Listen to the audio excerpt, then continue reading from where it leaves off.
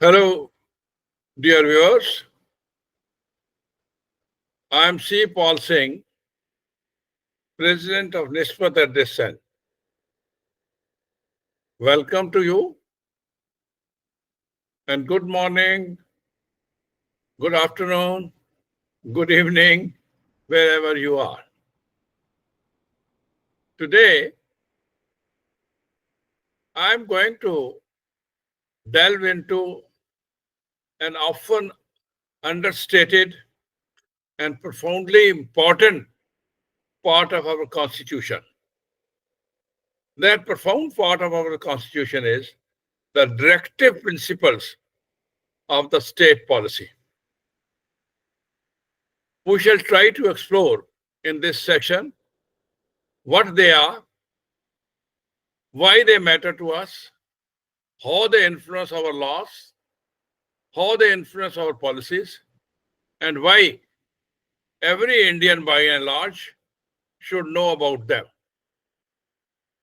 When the framers of the Constitution met to decide the foundation of free India, they wanted a document that did not just organize the government, that did not just organize the courts and the judiciary. This document should also reflect the soul of the nation. These principles, that is directive principle of state policy, they can be termed as the soul of the Constitution. These principles are not justiciable. These principles cannot be got enforced by going to the court of law, which means they serve only as a moral and political guidelines for the government. The makers of the constitutions were influenced by many sources to frame these directive principles. The Irish Constitution also inspired them and gave them the idea. Besides, the Gandhian philosophy, which emphasized the upliftment of the poor and self-reliance, was also kept in view. Then the socialist ideas advocated for equitable distribution of wealth and resources, and also the democratic values, they were also kept in view. All these were kept in view, and the makers of the Constitution drew the inspiration for them from these resources for justice, for liberty, for equality, and for fraternity. The directive principles basically fall into three broad categories. Slides, please. The three categories of the directive principles, slide please, are the socialistic principles, the Gandhian principles, and the liberal intellectual principles. Now, they uphold values of human dignity, these principles. They uphold value of rational legal systems. They uphold the value of global cooperation. The answers lie in balancing and probably harmonizing, which we'll discuss subsequently. The judiciary is supposed to interpret the rights in the light of directive principle. The judiciary has to interpret the rights in terms of the directive principle. That is, merging the moral value of the moral vision with the legal enforcement. That's the point. Of course, the classification, next slide. Next slide, please. There. Now, with classification, we come first to the socialistic principle. The socialistic principle, they promote social honor by ensuring social, economic, and political justice. Socialistic principles aim at eradicating the inequalities in income, the inequalities in the status, and inequalities in the opportunities provided to the people. These principles ensure adequate means of livelihood for all citizens. They ensure that concentration of wealth should not take place in the hands of the few. Equal opportunity needs to be provided to all, and no citizen should be denied the opportunity due to reasons of economic or social disability. Then the assurance of securing living wages to all was also laid down. Next. Then we come to next set of principles. They are called Gandhi. They can be labeled under Gandhian principles. To organize village panchayats, to promote cottage industries, to promote democratic management of the public sector undertakings, to promote the education and economic interests of the weaker sections of society, and to improve public health and prohibit consumption of intoxicants, also restriction on the slaughter of cows and other milk animals. This fell under the Gandhian principle. Next. The next is the liberal or intellectual principles. Now, they have a few important points under this. One is establishment of a uniform civil code ultimately. We are hearing a lot about these days, about the uniform civil code. The directive principle says establishment of uniform civil code. Next, protection of every monument, every place of artistic origin, or every place of historical interest, etc. Then, free and compulsory education for the children. This was another point to be kept in view. Now, keeping in view these points, the directive principles have been put under the three categories. Now, the question is, the next slide.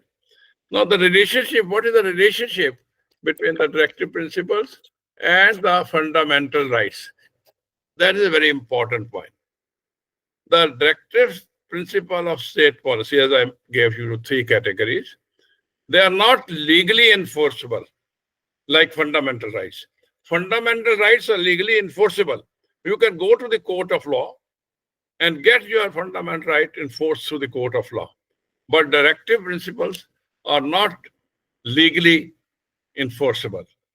Then, obviously, when the directive principles are not enforceable, there can be some conflict with the fundamental rights, because the directive principles may say something, but they are not enforceable, and the fundamental rights may say something else which is enforceable. So there can be a conflict between the two.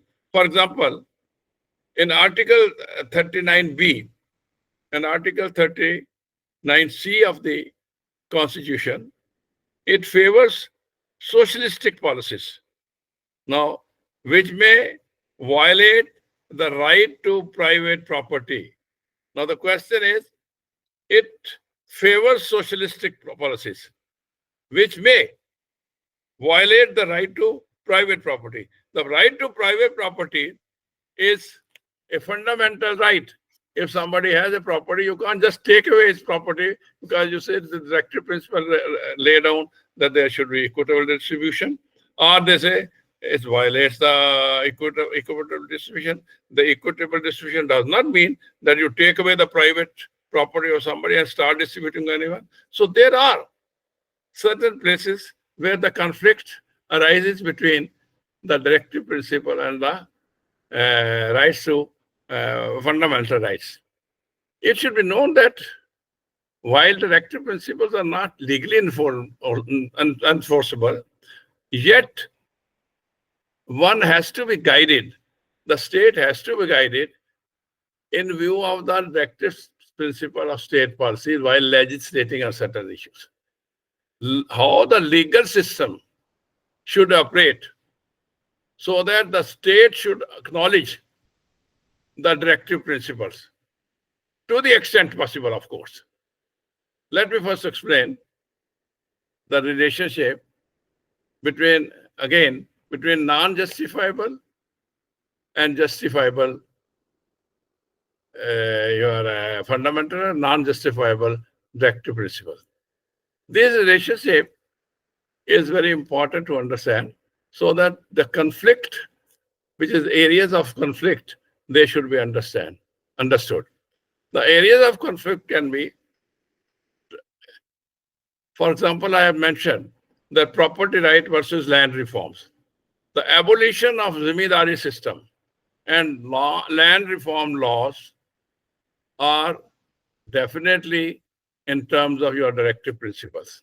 But when you abolish the Zamindari system and you promote equality, it clashes with the rights of a person of a Zamindar who has a property. This leads to several constitutional amendments. Therefore, some constitutional amendments had to be brought forth so that the Zamindari system could be abolished. Otherwise, without amendment in the constitution or the laws, we could not straightway say, since the property rights should be equitable distribution in terms of directive principle of state policy, hence the Zamindari system is abolished and the land of the Zamindars is taken over. So this area of conflict should be understood. Then there is, for example, the reservation versus equality.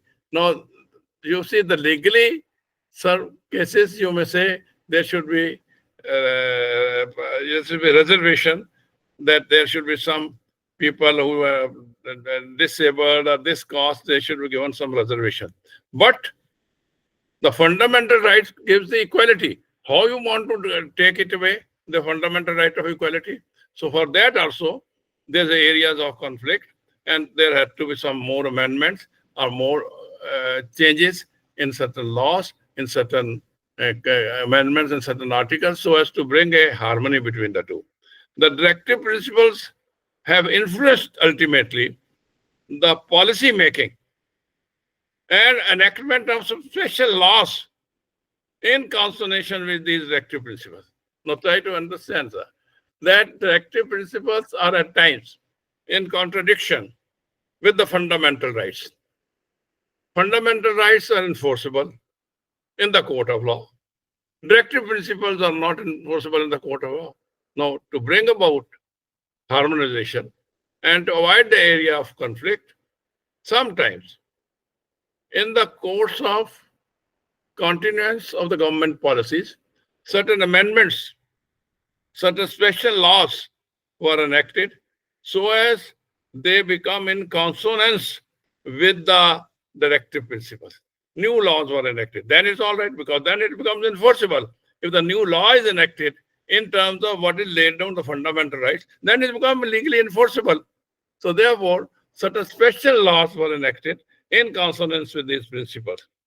Then, for example, providing free legal aid and to ensure participation of workers in the management of industries. Okay, you want to give them a participation, the workers' participation in the management in terms of your socialistic principle or in terms of intellectual principle of directive policy, directive principle of state policy. But providing some legal background, we had to ensure that there are certain amendments are brought about in the laws or certain new laws are enforced or enacted. Now, similarly, though not justifiable, many laws I'll refer to, which were aligned with the new laws, which were aligned with the directive principle of state policies, which were enacted were, say, example, right to education. This was enacted in 2009. this right of education was in consonance with the directive principle. But if you say the right of education, every individual should be admitted in 10th class or 9th class or 4th class, irrespective of his ability or not ability, irrespective of sometimes it impinges on the merit of other candidate while you're giving them the sort of quota to the disabled classes. So the Right to Education Act was brought about in 2009, which brought it in consonance with the directive principles. This was aligned with the directive principle, this right to this law. Then Right to Education Act. Then we have got another act, that is MAGNERGA. That in MAGNERGA aligned with the Article 42 right to work. Right to work did not mean, because the directive principle says right to work. But the right to work, if you follow, that means you deprive somebody else of his right to work. No. So therefore, the act was passed, and this act was passed in 2009 to align with Article 41, that is right to work. So those were made aligned. Environmental laws, certain more environmental laws like Wildlife Protection Act, etc., they were all inspired by the directive principle of the state policy. So therefore, I'm trying to say the policies and laws have also been enacted, changed, enunciated to provide certain conditions in terms of the directive principles. I have indicated some of them. Similarly, about the Minimum Wages Act, you laid down some wages. It is again in terms of the directive principles. Otherwise, not necessary that everyone should get ages of 8 or due to this ages. But the Minimum Wages Act, it's stipulated under the Minimum Wages Act, which is in consonance with the directive principle of the state policy. So some of the legal judgments in this slide is initiated that to clarify the influence of the directive principle. Right to Education Act, I said, MAGNERA, aligned with Article 41, right to work, environmental laws like the Wildlife Protection Act, like Equal Wages Act, like Right to Education. So these laws were enacted, or special provisions are made, so that you go in terms of the inspiration drives from the directive principle. Policy and laws have also been enunciated to provide minimum wages, I told you, which stipulates otherwise other conditions. Certain welfare measures to be taken for the laborer also have been provided. These all are in terms of the directive principle. But if you want that just for directive principle there, hence we go to the court of law. No, it's my right to work. Why I am not been given this work here?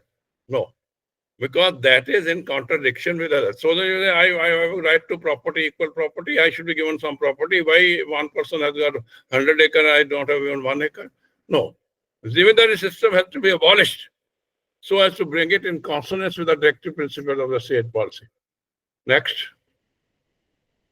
Now, what is the significance of the directive principles? The directive principles, the significance is that it cannot be overlooked totally, or at least it cannot be looked down upon.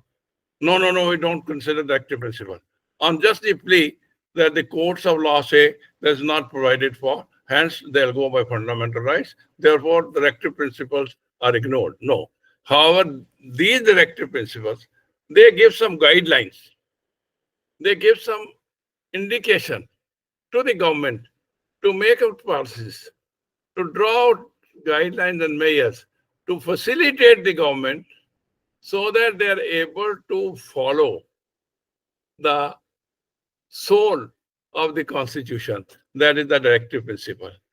Though I am again repeating, though non-enforceable by law, these directive principles, as the slide indicates, though non-enforceable by law, these principles provide important guidelines for promotion of social justice and for welfare of laborers, for education, and for other challenges. lack of implementation, lack of legal enforcement is definitely a hurdle. But there is also other problem. One is the legal enforcement is not possible. Therefore, you cannot introduce without changing the laws to some extent or enacting new laws. That is the legal enforcement, all right. The other challenges are there. The next challenge is also that in addition to that, there is a constraint. The challenges are that in addition to legal, there are financial constraints. You want that every labor or this thing should get 8 hours, that sort of, you don't have finances with the government. So there are sometimes financial constraints, and sometimes financial constraints, they inhibit the welfare measures to be taken under the directive principle. Then there is sometimes lack of political will also from government to government. One government may be willing to give all rights to the laborer.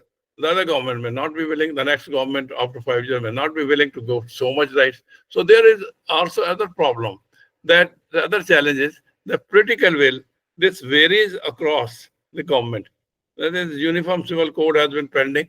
It could not be brought about because there have been different policies, different thinking of the government, so they never could bring about uniform civil code.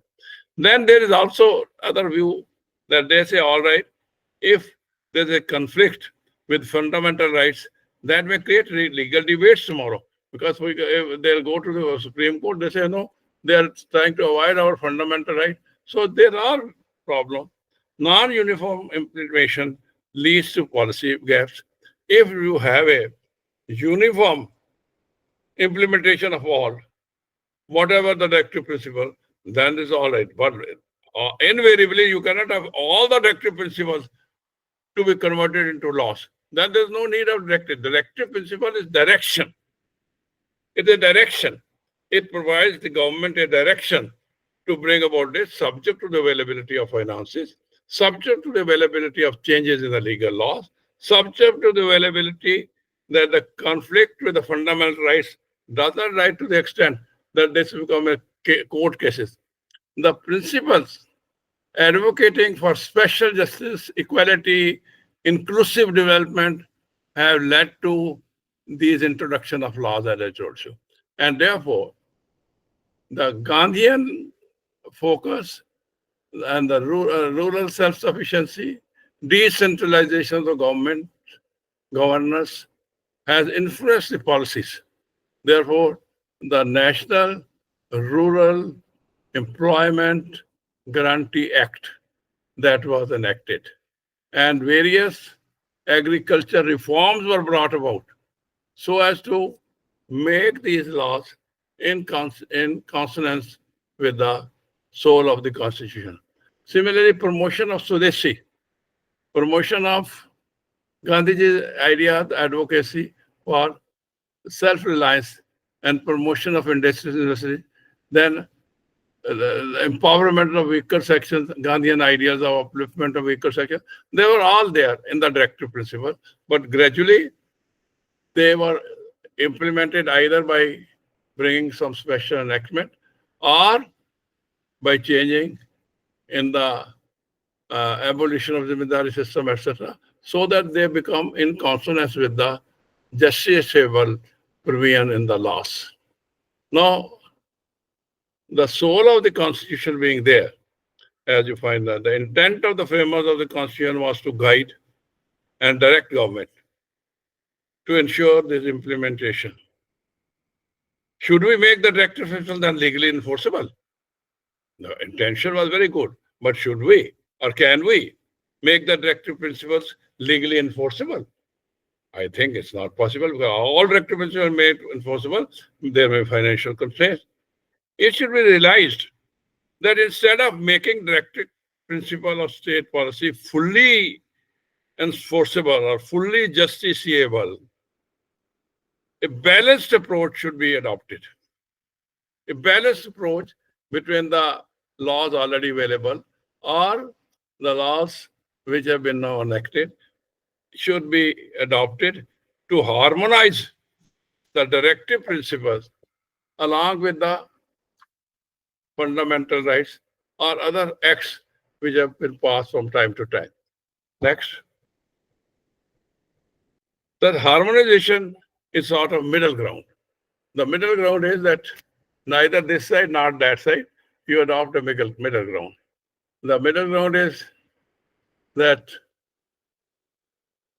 some directive principle of state policy, like education, I told you, health, equal pay, can be made justiciable. Government should make some directive principle of the state policy mandatory in by enacting separate legislation if you have the finances to make them. The doctrine of harmonization, that is very, very important for the constitution today, because otherwise there will be a lot of legal hurdles. There have been earlier also, but there will be much more legal hurdles if we go one by one to everything. Okay, all right, this is a directive principle. Now you have to enforce it by law. So therefore, some directive principles of state policy like education, health, and equal pay can be made justiciable if there are resources. Government should make some directive principles mandatory also by enacting separate laws if the resources are there. The doctrine of harmonization of the Constitution is considered important. The directive principles of state policy have evolved with the passage of time in relevance to the year through such a judicial interpretation, such as socio-economic reform and legislative initiatives. Next, the way forward. Now, what is the way forward to do this? So as we are able to implement the directive principle. The way forward is that there should be progressive interpretation. The interpretation of the directive principle, the interpretation of the laws should be such that you don't have a restricted view of the law. Give it a little progressive interpretation. Then there has to be legislative prudence.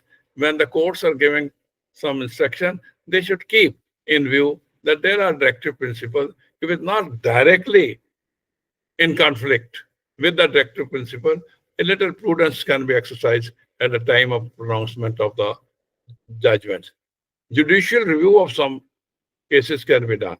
Then public interest litigations can be filed to demand certain policies to be put into laws or to be implemented in terms of some special enactments. That can be done. Then awareness should be brought about in the public as far as what are the directive principles. There are very important points which have to be kept in view. I am of the view that somehow or the other, the directive principles of the state policy have not been understood by each and every citizen of the country. Once it is understood by the citizens of the country, probably a better method can be evolved, because in that there can be pressure from the citizen on the government that these are the directive principles. The citizens' pressure should be there so that they are able to understand that these directive principles, which are considered by us as the soul of the Constitution, are not ignored totally. Viewers, I feel the directive principles are not just meant for the state. They are a call also to all of us to shape or to ensure that we pressurize the government to shape more compassionate and more equal India.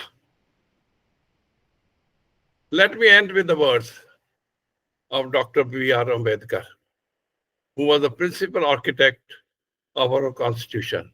He said, quote, "If we wish to maintain democracy not merely in form, but also in fact, not democracy, not to maintain only in the form of democracy, but also in fact, what must be done?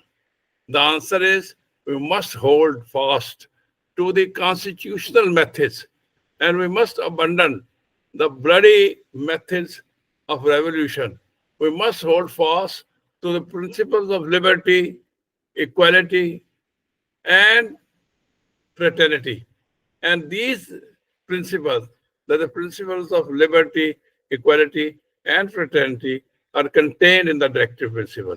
It said further, the directive principles are those very tools. They are actually the dream of India. They're cast in a language of law, and they are cast in a language of hope for the future. Let's honor them, not just in books or speeches, but in action. Thank you very much.